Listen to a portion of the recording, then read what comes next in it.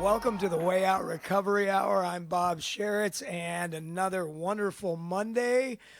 We are the Way Out. We are an intensive outpatient program located on the corner of Plum Canyon and Bouquet Canyon. Our phone number is 296-4444, and we have a really incredible website. Go check it out. It's at thewayoutrrecoveryscv.com. You know, every Monday I come in here and I like to remind everyone, although you may be looking at a big week in front of you, a lot of people dread Mondays, I want you to take an opportunity right now to stop everything you're doing, take a breath, and look at all the wonderful opportunities that we have sitting in front of us in this big, beautiful week. You know, all the opportunities to interact with the world around us. You know, we get so caught up in our stuff that we forget to take time to interact with the person that's standing right in front of us. And we have all these wonderful opportunities to really just spend time with people. And if you can, help somebody that's in front of you. You know, that's our big deal, is trying to help other people. And if you or a loved one is suffering from any addictive or mental health issues, remember that asking for help is absolutely the first step. And just by picking up that phone and giving somebody a call, whether it's us or somebody else, and getting the help you need can set your life in the direction that you've been wanting it to go for a very long time. So happy Monday. I am really excited about today's show. You know, anytime... So I have in studio with me the clinical director from Valley Recovery, Amy Spar, who's a licensed clinical social worker. Welcome to the show. Thanks, Bob. Thanks for having me here. And anytime I get the opportunity to have a clinician in studio with me, I really find it that it's an honor. You know, I'm really big on anybody who has dedicated their life to the pursuit of helping others, which you've been doing for, what you said, 25 years now, right? And it's a big deal when I get to meet somebody and have them in studio who's doing that, but especially in the world of addiction. You know, I think a lot of people close a blind eye to this, or they just don't want to see it. But addiction and mental health issues are absolutely the most pervasive and damaging thing that I think is in the world. Absolutely. And we don't like to believe that. You know, it's one of these sort of interesting things where it's you can't avoid it, but yet nobody wants to talk about it, right? And so those of us that have decided purposefully or otherwise accidentally find ourselves in the pursuit of helping recovering addicts and people with mental health issues, you know, it's a very big deal. It's a very, very big deal. So I asked you to come in studio today because, first of all, let's talk about Valley Recovery. How long have you been with Valley Recovery? I started in September of 2017, so this is my 4th month. Okay, and you are the clinical director. What does that mean? So I oversee all aspects of care. We have counselors, we have therapists, we have techs.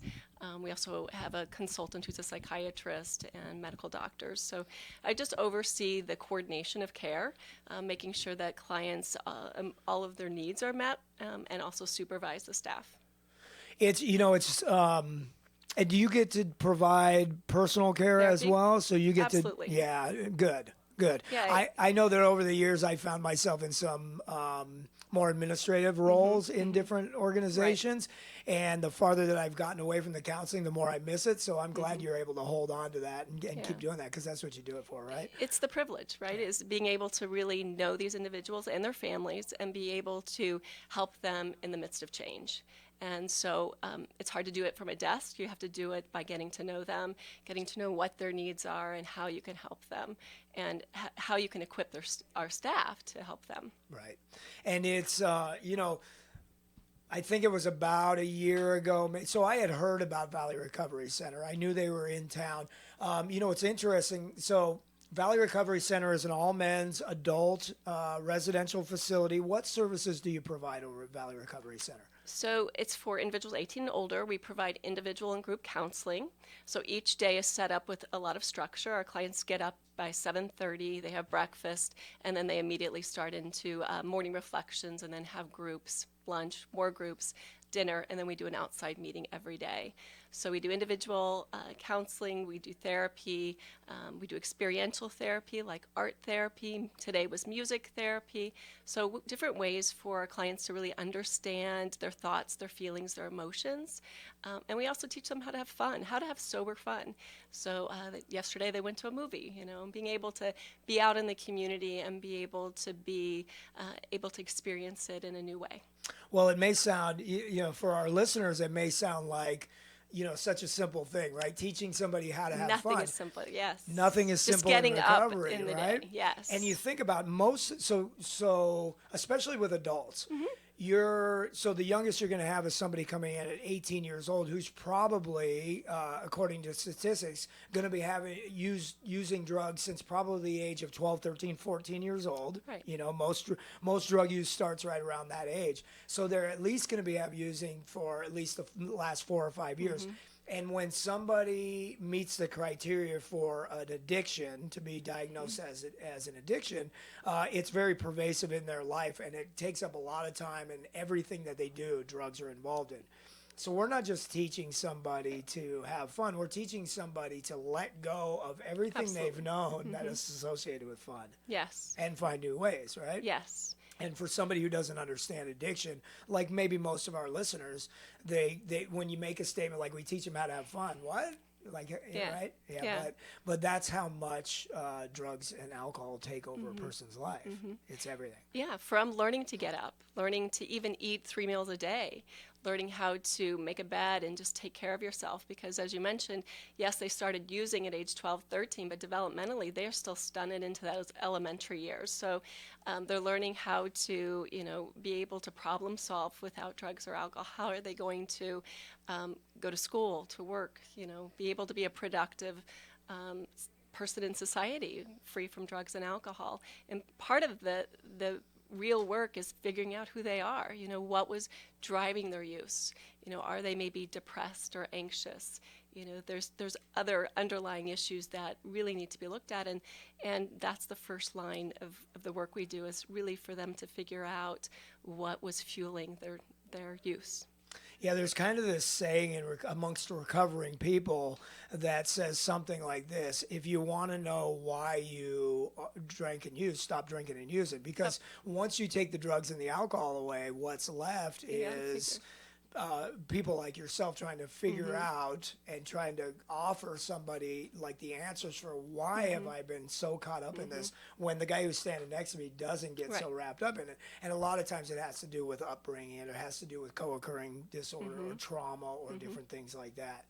One of the unique things that I've seen or at least I've talked to Arthur over at Valley Recovery about, he said that you guys kind of have your clients sort of interview the therapist and pick who's best fit for them. That seems real unique in treatment. Right. Well, we all can form different relationships with people. And so usually there's a connection early on. And so once they feel comfortable to be able to talk about things they haven't shared with maybe their parents or their significant other, then it gets them in, to have that relation, that comfortability allows them to really be able to do the work they need to do. Right. We, over the one of the promises that we've made to the community as a new treatment center at the Way Out is that when anybody who walks through our door, we're going to help them out. It doesn't matter who it is. It doesn't matter what your insurance is, whatever. We're going to sit down with you. We're going to find you a place. Well, in that promise right there, what I've been able to do is connect with a lot of different facilities and sort of weed out. And here's kind of the way that I ask myself, if my own children had a drug and alcohol problem, would I send them to this facility? Absolutely. Or Same you know what here. I mean? Yes. Right? And when I don't just do that by picking a number out of the phone book, right? We do that by having interaction with the other clinicians and seeing what a program is all about. Yeah.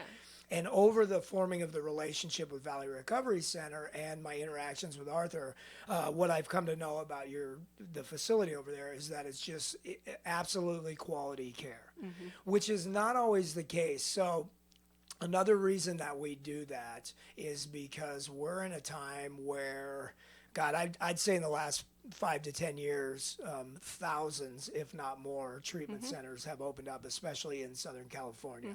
And there's been a lot of big news articles and a lot of sort of shifty stuff that's going on, or shady practices or whatever that go on inside of some of these treatment centers. And I've heard many, many, many horror stories. And so we have to be really careful, not only because we're dealing with human lives here, but because we're establishing relationships, and our own reputation is at stake. So we want to know that we're referring to quality places. Right. You know, I often will tell people that, want to be able to pick a treatment center, go and check it out, because you can get a feel right away. And when you come into Valley Recovery, I think you can feel the heart. You know, the people the staff are in recovery, most of them, they're passionate about helping someone, helping their families through a life-threatening illness. And so, you'll feel that sense of acceptance, that sense of just love and support. And I think that makes the difference. It's not just an individual. It's not just a person. It's someone whose lives are devastated, and we're trying to help them, to find life again. And part of that is really the connection with staff and the connection with the community. That's the other thing. Clients have to want to come to treatment, and it's not forced. We're not a locked facility. So the community has to also be supportive of one another. I love to see that change, because oftentimes when people come to treatment, they're nervous. They don't know what to expect. There's a big part of them that does want to change, but they're like, oh, I don't know if I want to commit to this big thing, right? And then you'll watch somebody come in, and what we do at our facility is we immediately let them interact with the other clients and just kind of go check it out, right? And it's wonderful to see that change take place. The shoulders drop, and they're like, it's okay here, right? It's okay. And they've experienced it. So they've experienced that anxiety, that stress, that moment. So who can best come alongside of this new person and offer them support than somebody else who just went through it a couple weeks ago or a month, someone else who's been now a leader in this community, who is there to now support someone that's coming in that's new. So I'm sure you guys get the calls all the time, as well as we do. Oh, so real quick, so Valley Recovery, let's put this out there. Yes. So we've been talking about the wonderful place. Valley Recovery is, you can reach them at this phone number, 866-986-2486, or also they have an awesome website as well, valleyrecoveryandtreatment.com. We say it all the time over here that asking for help is the first step, and this is another avenue for you to ask for help. So, reach out to somebody, but call Valley Recovery Center. When families are in crisis, or an individual is in crisis, one of the things about drug and alcohol use is, we would love to be able to go in as early as possible and offer prevention so that somebody doesn't get to a place where they're in absolute crisis. Right. Unfortunately, most of the calls that we get are like, oh my God, help me now, right? And so we get families on the other end of the line that are really panicked and want some help right now. And they will just take whatever's available in front of them without really checking it out ahead of time. Not everybody is going to be appropriate for a residential treatment like you guys offer. Not everybody is going to be appropriate for an intensive outpatient program like we offer, or the different levels of care.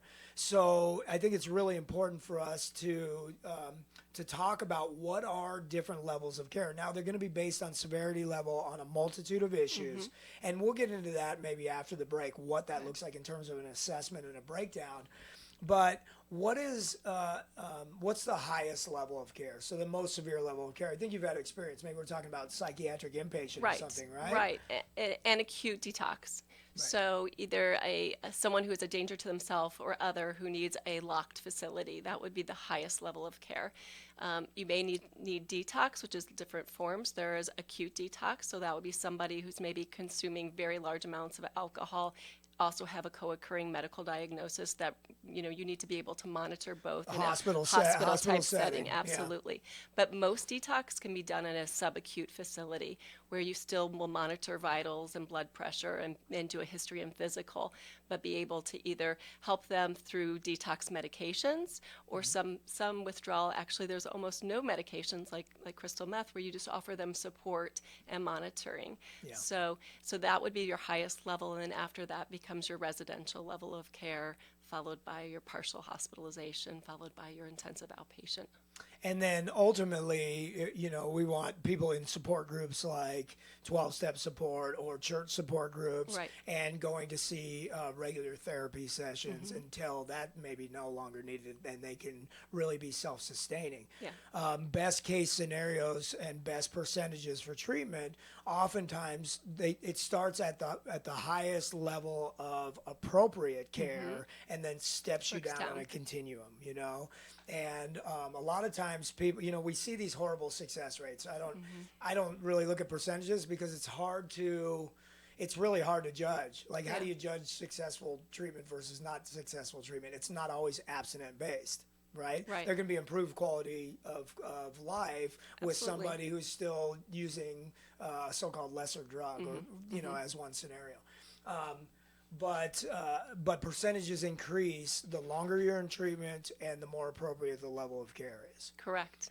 Since you brought up detox, and we're going to get more into this, but I think it's really important for our listeners to hear that if you're currently using to a point where you are experiencing some kind of withdrawal symptoms, usually it's almost going to be the opposite of what you feel when you're on the drug. Right.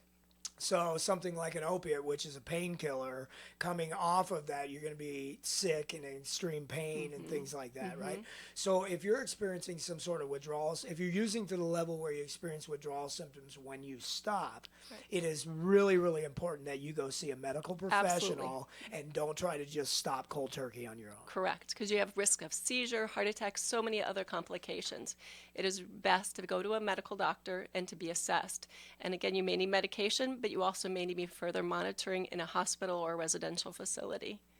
And I don't think a lot of people realize this, but in terms of level of severity of withdrawal symptoms, is it true that alcohol is the most dangerous? It is. It's a high risk of seizures, high risk of other complications. And so, especially if you're using a large amount of alcohol every day for a long period of time, you need medications to help support that. And some of them are anti-seizure medications.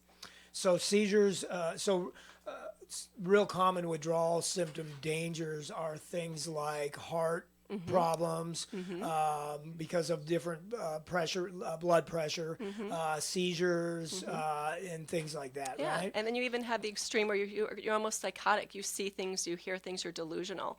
And so you really need to be in a supportive, structured environment to help you with those. And the medications will help assist those other effects that will eventually, after 1 to 2 weeks, we see a kind of a clearing. You can kind of see that light bulb goes on and you're able to have more mental clarity.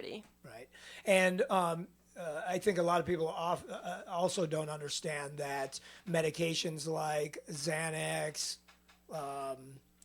Valium, Ativan are also, because they mimic or kind of look exactly like the effects of alcohol in the system, they're used for withdrawal sometimes. Benzos are, things like Librium, which is a long-acting benzo, but also one of the things that's real popular with the younger crowd or the young adults nowadays is Xanax, taking bars or whatever they call them, right? And that is another very dangerous drug to stop using on your own without medical attention. Right. Same kind of dangers that go along with alcohol. Exactly. A lot of times alcohol or benzo withdrawal needs to be managed at a medical level, right? Not necessarily as much when you come to opiates, although I think common misconception is that heroin or any other opiate is the most dangerous, and that's not the truth. No. Even though it is dangerous. I mean, don't try to stop doing that on your own either. Right. But But the withdrawals aren't going to be the same. And when you talk about subacute detox, that's more like what you're talking about is primarily opiates, although some alcohol, right? But primarily opiates. And there are some wonderful medications that can be used for subacute detox when it comes to opiates as well. Right. Right? So, so again, I wanted to stop on that piece right there and just kind of highlight that for any of our listeners. You know, if you have a loved one who's coming down, who's come home and they're extremely intoxicated, especially drunk, you know, a lot of people say, "Oh, go sleep it off." Very monitor dangerous. them. Monitor Absolutely. them. Take them to a hospital. Right. Very important that people know that. They can because aspirate from vomiting in the lungs. There's so much that could happen, and so you really need to monitor them. But most importantly, go to an ER, have them assessed. You know, they'll be able to medically be able to look at whether or not this person needs to be admitted or maybe needs to just be monitored for a couple of hours. But it's the safest practice. Right. And one of the neat things in today's world is, you know, I think certainly here in the United States, there's a push towards all levels of care and all different types of facilities like mental health, substance use disorder, and medical, all being sort of housed in the same location or at least talking to each other. So if you have a drug problem and you end up in an emergency room and you let them know that this is drug related, chances are they're going to call someone like you or I to come over there and try to get a person into treatment. So the levels of care are connected in today's world as they maybe not so much before. Everybody works separately. We're all working together. Right. I think the key is to realize that with addiction, it is a chronic, life-threatening illness. And so it is important to seek medical intervention, but then also treatment. Treatment is important. So even if you go to the ER and they detox you, you don't just go home and then think that, okay, that's done, it's not going to happen again. The key is then what kind of treatment is going to come after that withdrawal process. And so it is really important to seek professional help in the world of addiction treatment, those who know addiction specifically. Absolutely. When we come back after this break, what I want to do is kind of go through what a typical assessment based on the criteria from the American Society of Addiction Medicine and kind of look at what that looks like so that we can appropriately place somebody who walks through the door. Great. I'm Bob Sharits. This is the Way Out Recovery Hour. We'll be right back. Little Eye Leaders is the newest preschool in the Santa Clarita Valley. At Little Eye Leaders, our outstanding teachers lead with intellect, perspective, and heart. That means our programs provide a warm, nurturing atmosphere to meet the unique needs of each child. We believe that play is a powerful form of learning for young children. That's why our kids have every opportunity to learn through the magic and excitement of play. Parents, schedule a tour today by calling 303-0400 or online at littleeyeleaders.org. Do you like to rock across Africa? Then the wait is over. Africa Rocks! Africa's Greatest Hits is now available at the San Diego Zoo. And who could forget 99 red baboons? Or the African crested porcupine smash hit, I Got Quills to Pay the Bills. Hey, don't get too close. And the hits keep on coming. Africa Rocks has all your favorites from 6 different African habitats. Hungry like a leopard. Ibex is back. Harder, better, Fossa stronger. And a new track from Kendrick Lamar. Now, Larry. Yes, Chuck? A collection of this magnitude, I'd fly to Africa. Well, don't pack your bags, friend. Africa Rocks is only available right here at the San Diego Zoo. Wow, that really does rock. No, it Africa Rocks. Welcome to Africa Rocks. Experience 6 different African habitats, including our first ever aquatic enclosure with African penguins. Only at the San Diego Zoo. Your hometown station, KHTS.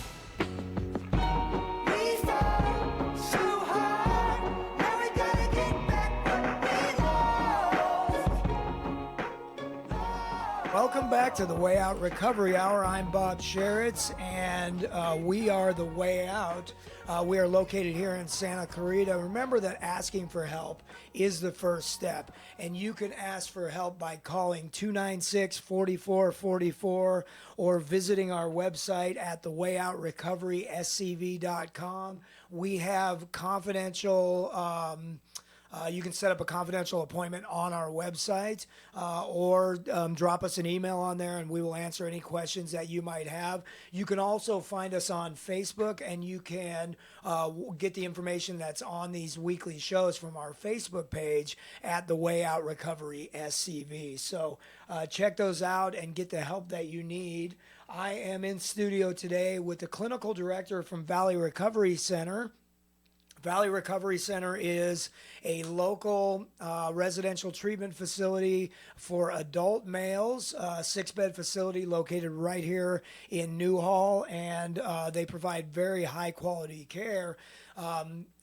They do that because they have such wonderful clinicians, and overseeing the clinical direction there is Amy Spar, who is a licensed clinical social worker. If you're just joining us, we're in studio today with Amy, and we have been talking about, I don't want to jump into talking all about the horrible things that have been taking place over the last 5 years in some treatment centers. But it really is unfortunate because average Joe that's sitting out there who needs help is reading these articles on watching CNN or all the scandal and stuff that goes on, and they're already resistant or scared to get treatment as it is, and then you see this stuff and you go, oh my God, why would I ever go to treatment if this is what it is?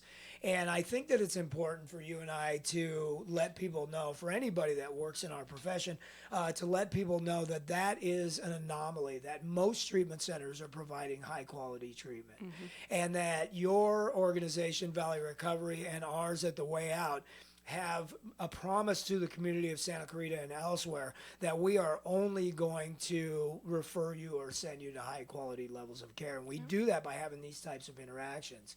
And so we've been going over, what does it look like if somebody calls for help? So we get somebody who wants to come into a treatment center, and not everybody is appropriate for all levels of care. And there are varying levels of care, starting all the way with support groups like 12-step groups. Many people do well by walking into a 12-step meeting, and they don't have to do anything else after that. Maybe they need a little help from their doctor getting off of the whatever they're on, and they just jump right into that community. Some people need more than that because of underlying issues. Maybe they need a therapist. Maybe they need both of those things, 12-step and a therapist.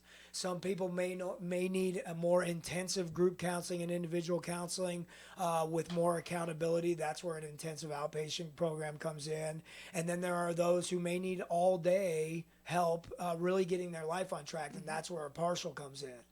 And then there are those who are going to need really the support, especially early on, the first 30 days or so, where they have to be out of their environment and in a different environment so that they can learn tools to live, and that's where a residential comes in. There are higher levels of care, but when we're talking higher levels of care, that's when there's danger to life, right. Either self or others, so psychiatric inpatient units or medical detox facilities and things like that. So there are many different levels of care, and not everybody is a fit for everyone.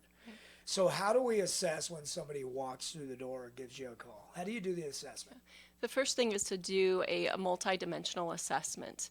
And so, I usually start off with why now? Why treatment now? And so I can get a better understanding of the seriousness, the not only of the use, but also of all the other factors. Impact on life, right? Exactly, And so usually the first thing we're assessing for is whether they need withdrawal or whether they need detox. And so that's our first dimension, is looking at, is this somebody who's had detox before? And again, how frequent is their use?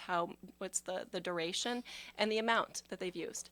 And so somebody walks through the door, and so we're gathering information on like what happened. Right. Precipitating event, I believe is what they call it, right? Yeah. And so why now? I love that question right there. Why now? What are you doing through our door? And I love the way treatment has moved. It used to be, the old days, there was a lot of talk down therapy, there was a lot of tough love therapy, there was a lot of come on in and sit down and shut up, and we're going to tell you how to do it. And that doesn't work. It doesn't work, and it's not helpful, and it's not establishing a very nice relationship, right? So now treatment is moving towards this. When you walk through our doors, what we say is something like, thank you for choosing the way out to help you change your life. How can we best serve you, right? Rather than the other way around. Yeah. How can we best serve you? What's the problem here? What's going on? And we kind of get a feel for what's going on. And as we're doing this, we are trained to assess for levels of severity. So the first dimension is substance use and its complications, including same. withdrawal, right? So we're assessing based on how much they use, how often they use, and what are some of the signs of more severe withdrawal, acute versus subacute? What am I looking for in that? You know, I really look at the frequency, the duration of the use. You know, how long do I drink, just for a couple hours a day, or is it all day throughout the day, every day? And so, and also how, are there other drugs? A lot of times we'll get calls from a family member who only knows that they found marijuana in their son's room.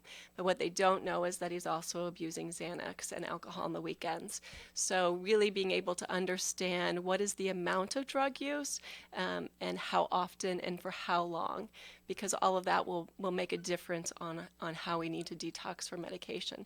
If it's an infrequent use, so maybe it's a couple times a week, a small amount, it's much different than if somebody is using a significant amount all day. Right. And if they stop using, they're starting to have physical symptoms. Yeah, and sometimes you can gather that information by asking them that question. Have you ever tried to stop before? Yeah. What happens? What do you do? Yeah. I get really sick. I get shaky. I can't make it more than a couple hours, whatever that looks like, right? And some of the signs of like alcohol withdrawal, tremors, a lot of shaking going on, sweating, there might be some vomiting. With opiate withdrawal, there's a lot of achiness, a lot of flu-like symptoms, things like that. I'm glad that you brought up, family members oftentimes don't know what's going on in a person's life. Do you guys perform an on-site drug test right when somebody comes in to see what's in their system? Very, very important. Yep, immediately and when several times throughout the week, random as well, just to continue to monitor. The first one will go to a lab, so we'll get the levels, but then after that, we'll be able to continue to test. Some things stay in our systems longer than others. So if on week 3 I still have a positive test, that's unusual. So it would give us more indication that something else might be going on. And I love the way the ASAM multidimensional assessment is set up to gather information on the most severe first. So if during that questioning on withdrawal symptoms and usage, there's some red flags that go up. This person meets the criteria for a severe withdrawal symptoms. Everything else stops at that point. I don't need to go further in my assessment at that point, because now let's get them into detox, let's get them to a hospital, whatever's going on, so that they can be medically cleared before they come back to us or go to somebody else, right? Which brings us into our second dimension, which is any medical complications, right? What are some of the complications that you might typically see medically with somebody that comes through the door? Yeah, we'll be looking at whether they have nausea, concentration issues, nutrition. A lot of people have had poor nutrition, and so there's other things to be looking for as well with that. But then seizures, like I mentioned, Or a lot even of a them. seizure disorder. Yep. They've had a history of that. Or they've tried to stop on their own and they've had recent seizures. Being able to look at their blood pressure, the pulse. You have any heart problems, any heart conditions, any history of high blood pressure, things like that. One of the things that I've learned about over the years about seizures is that once a person starts having them, they're more likely to have them again. So it's a very important question. Have you ever had a seizure coming on? Especially if recently they've had one and now they're withdrawing. That usually indicates to me that they may need a higher level of care, for like in a hospital type of level of care as they At least a medical clearance from an MD. Correct. From a doctor, where some medications, blood pressure medications or something can come on board. What about things like diabetes? Does that factor in? Absolutely, because you also need to regulate their blood sugars as part of their treatment. So being able to find out if it's somebody who's been taking insulin, is it somebody who's been monitoring that? Most often it isn't, so that's something we're going to have to incorporate into our treatment plan. So I have a diabetes diagnosis, but I eat horribly and I haven't checked my blood sugar in like a month, and I drink alcohol daily.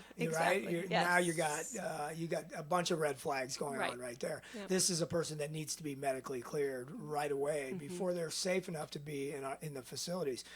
When these types of assessments don't happen, or somebody just wants to fill a bed because of business or whatever, that's when you get the stories of people dying in treatment, the stories of people dying in inappropriate levels of care. Right. Is when these protocols are followed, then people get what they need. Something to be noted about, just because we brought up diabetes and drinking, something important to know about alcohol is that it turns into sugar in the system, and so a diabetic who drinks is a very dangerous combination. Yes, absolutely.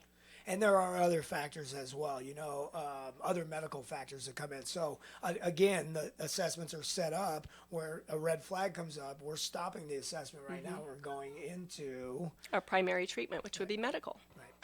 the next dimension is really three different things: cognitive, behavioral, and emotional.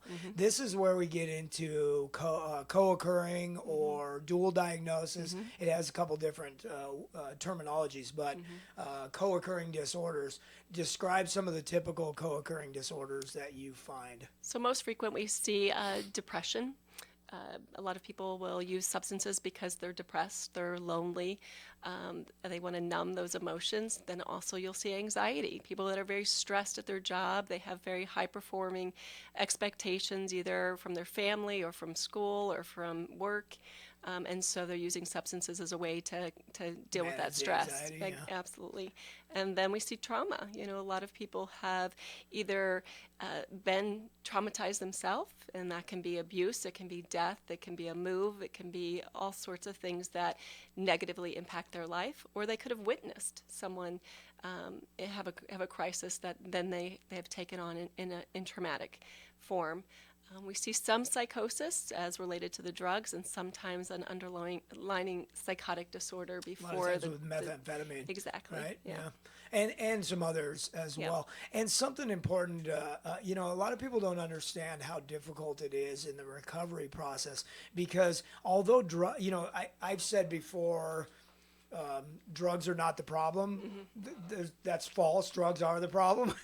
However, when a person who qualifies for a substance use disorder diagnosis stops using the substances, other issues will start to surface. And the reason I say drugs aren't the problem is because drugs oftentimes are the mask for what's really going on underneath. Right.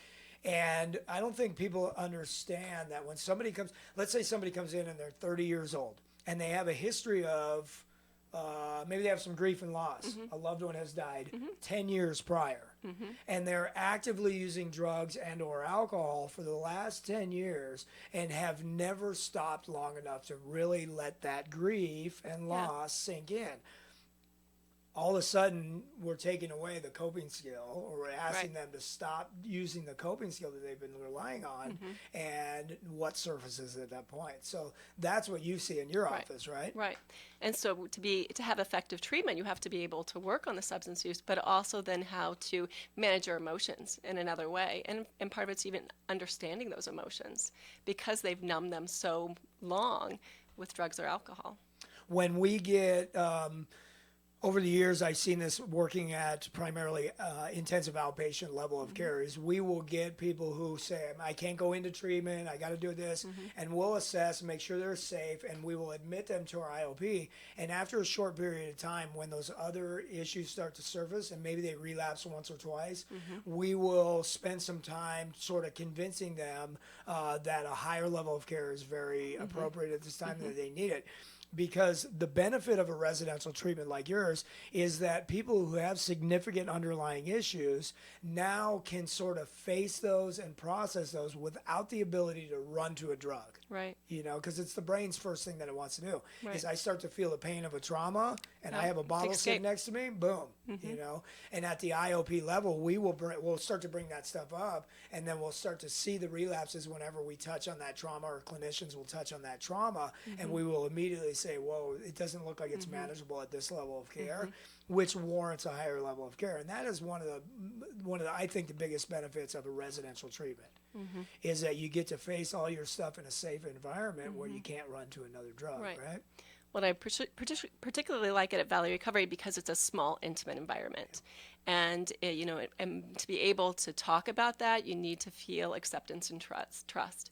And a lot of times it's difficult in a bigger, larger co-ed environment, whereas we've had the ability to be able to effectively treat it in a small environment, but also it's gender specific. Yeah, which I think is really important. I mean, there are some very successful mixed gender treatment centers out there, but every time I think about that, and having worked in one, I'm like, my God, there's so many other issues that don't need to be piled on top while I'm in treatment, and the interaction with newly recovering people is oftentimes, the primary population these days seems to be between 18 and 30, when you get the younger adults and you're mixing them in together and the recovery process can be really, really hard to deal with. So gender specific, small environment, much more personal care in that, right?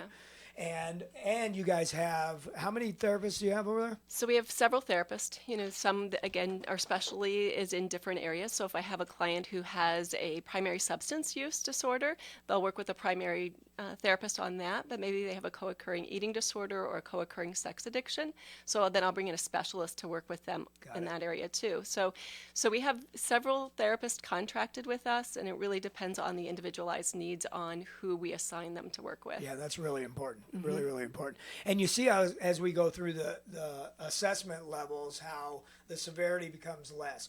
The next one, real quickly, because we are sort of running out of time, is readiness to change. How much does a person want it internally or externally? What's the motivating factors? Do they have any legal issues, schooling issues, family stuff that's pushing them into treatment, which is all good. Yep.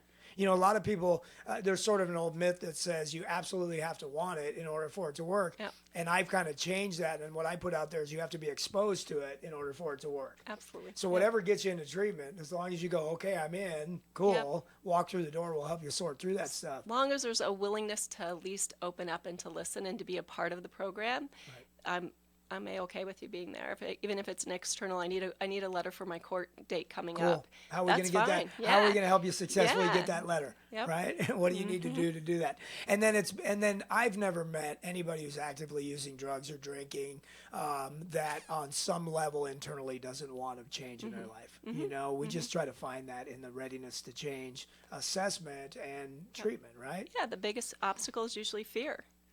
Fear of it's going to be uncomfortable. It's going to be, what's it going to look like?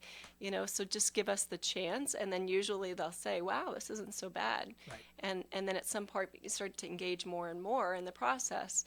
And then they become, folks in the community that are on fire for recovery. And that internal, you watch that internal motivation grow. Awesome. It's neat. That's sort of that's the gift that we get by watching that, right? That's the payoff. And then we look at also underlying stressors and relapse potential, right? Do you have a history of trying to get sober and not being able to do that? Do you have a history of relapse? What does that look like? And what I like to call it is concurrent or co-occurring stressors. Without getting into certainly anything about the connection between stress just as a chemical inside of the system and relapse potential, the higher the stress factors, the more a person is likely to relapse. And that's why you see people relapse right before a court date or right before something really, really important. Right. So we start to look at, do they have any court cases? Do they have any of those other kind of things that will increase their relapse potential? And you guys go out and help people clean that up, right? Right. We have a case manager on staff who specifically is looking at the legal, the work, of the help school, you get your GED, all of those help areas. You get your license back, help you. Because you have to have a plan. Yeah. You have to plan for each one of those, or we're going to set them up for failure. Okay. When we come back, we will wrap this up and talk about the recovery environment and the support that people need in order to stay sober, because that's our final area of the multidimensional assessment. And then we'll give out some numbers for Valley Recovery so people can get the help that they need. I'm Bob Sharits. This is the Way Out Recovery Hour. We'll be right back. Santa Clarita Philharmonic has begun its season of free concerts. The SCP is a non-profit community-based volunteer symphony orchestra comprised of local musicians from throughout the Santa Clarita Valley who are dedicated to providing quality classical music for the residents of the Santa Clarita Valley. Like the Santa Clarita Philharmonic on Facebook or visit santaclaritaphilharmonic.org for more information.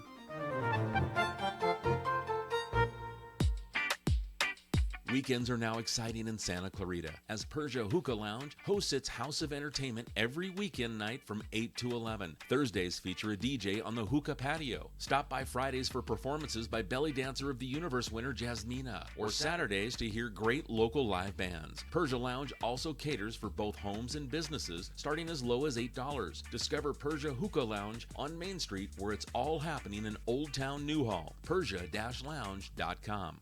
Men, are you feeling tired, stressed, or just don't have the energy you used to? Did you know this could be related to decreased testosterone levels? Luckily, there's a safe, effective solution. Weeder Prime helps support healthy testosterone levels with clinically tested key ingredients. Just 2 capsules of Weeder Prime each day can help change your mood, energy, focus, body fat, and lean muscle. Feel the way you felt 10, 20, even 30 years ago. Rediscover your Prime with Weeder Prime. To find a retailer near you, visit WeederPrime.com. That's WEIDER Prime.com. Imagine your home reinvented with a distinctive Clopay garage door. With so many beautiful styles to choose from, Brooks Garage Doors and Painting rejuvenate your home's appearance by creating a dramatic entrance that makes a bold statement. Designed and made in the USA, try the Clopay Door Imagination System online and upload a picture of your home. Explore the possibilities at imagine.clopay.com. Let Brooks Garage Doors and Painting help you choose a quality, American-made Clopay garage door that complements your home. For a free in-home consultation, call 274-4297. KHTS. We fall so hard. Now we gotta get back up below. Welcome back to the Way Out Recovery Hour. I'm Bob Sharits, and we are the Way Out. Remember that asking for help is the first step, and you can do so by calling us at 296-4444. If you are just joining us, go to our Facebook app at the Way Out Recovery SCV, or go to KHTS Radio Facebook and check out the live stream. You can find this video, or you can go to Valley Recovery Center Newhall Facebook page and also find this video. And you can rewatch what we've been talking about. I'm in studio with Amy Spar, who is LCSW and clinical supervisor over at Valley Recovery Center. And we've been trying to go through the different levels of care, what appropriate placement looks like. The assessment is set up to look at severity and levels of care. And the very last thing on that assessment is really looking at what's a current environment that this person is in look like. What are some typical sort of difficult environments that you find people are living in or lack of support? Usually when they're in a family where someone else has an addiction, maybe that's their girlfriend or their mom, their dad, sibling, and so drugs are readily accessible, and that becomes a difficult one. But I also see the opposite, where individuals are living alone in an apartment, and a lot of their use occurs after they get off work and they come home. They don't have any support, so they don't have any hobbies, interests, and so they'll drink or use more often. So, different, it can be as they have no supports, or their supports are impaired because they have substance use as well.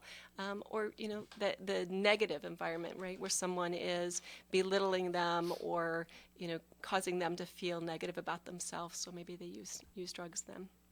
Well, and you go all the way to extremes. Like, we've even experienced where people come in and they're in violent relationships or dangerous relationships, or they're living with drug dealers or whatever, right? And so right from the beginning, I know that we're looking at what is the appropriate next step down level of care too.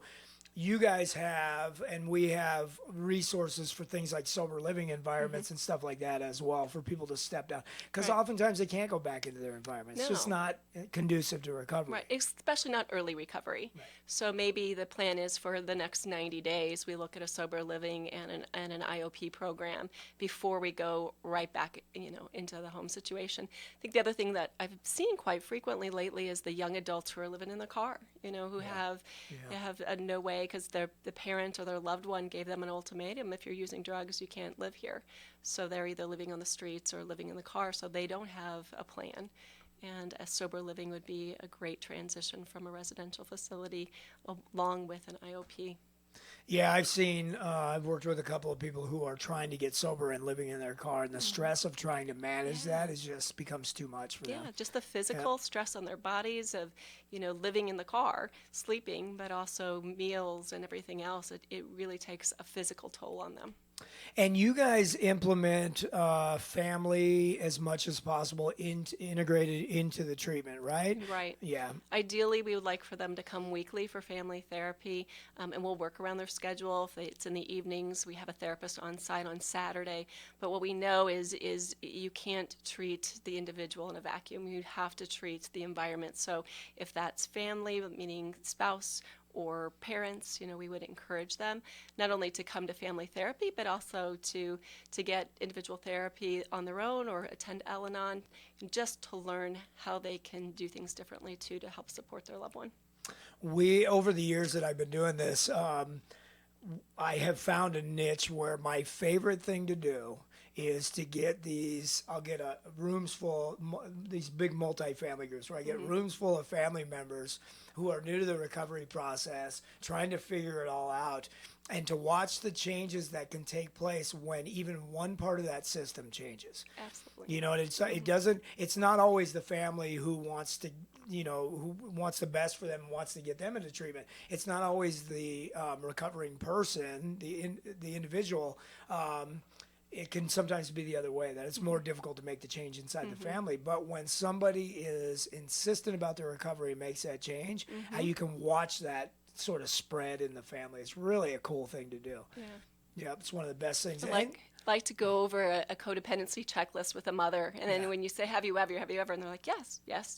And what's and then wrong you with talk that? About it, and they're like, so what do I do? And it's giving them skills and tools too to do things differently and to have a better relationship with their loved one, which is ultimately going to just help the whole system. I've been working with people long enough now to be able to see that there are sometimes when what used to be called the identified patient isn't the one who makes the changes, but the family around them does, and the quality of life improvement for the family system, whether or not somebody continues using drugs. That's key. They go, how can I be okay if my loved one is still using drugs? And I say, you can be. It is possible. Yep. And not only is it possible, but you can thrive in that as well, So, it's really, really important so if I'm choosing a treatment center, we've gone over what it looks like in the assessment process. If I'm calling and choosing a treatment center, you've already mentioned visiting the treatment center. What are some of the things that I want to look for to differentiate high quality care from run-of-the-mill? Yeah, I think knowing its credentials, are they state licensed? Are they accredited with the Joint Commission? But then also who's on staff? Do they have a clinician? Do they have counselors? Counselors are registered in counseling. Do they have techs? What's the supervision like? And so being able to look Patient ratio as well. Absolutely, yes. Yeah, how especially many, at a high residential. You want more than one staff on at all times. You want to have multiple staff, but also multiple staff that are trained in different areas. Being able to have a tech being able to monitor the sleeping patterns, eating patterns, but a counselor being able to have an individual session and a therapist. Having multiple layers of different people working together as a team. Right. And environment, of course. I want to come in and see what the environment is like. And, I've been over to the house over there, Valley Recovery, and it's just a beautiful place in a nice, quiet neighborhood. It's all, you walk in and you get a really nice feel. You get a really nice, comfortable feel. And, go on the website and check out their credentials and go on and check out their clinicians. Visit the place. Make sure who they're working with. You guys have psychiatrists that you work with as well, right? Yep. And then you have multiple licensed clinicians. You have counselors, and you also have techs. And a case manager. And a case manager, and people who come in and do specialized, like the yoga and the art therapy and the stuff like that. Music. So you get a well-rounded program that and a small environment, 6 people. Right. That's a lot. One of the things that impressed me about Valley Recovery is when Arthur said what I just said, we have all this on staff, and I go, and you only have 6 people. That's pretty amazing, because usually you get, not usually, but sometimes you'll get places that have 16 or 18 or 20 clients in there with half of the amount of staff. And, I've worked in places like that, and it's not only is it crazy making for the client, but it's crazy making for the staff as well. And so that's what high quality care looks like. One more time. So thank you very much for being on the show today. Thank you. Valley Recovery can be located at valleyrecoveryandtreatment.com, 866-986-2486, and you can call the Way Out Recovery at 296-4444 or visit us at thewayoutrrecoveryscv.com. I'm Bob Sharits. This is the Way Out Recovery Hour. We'll see everyone next week.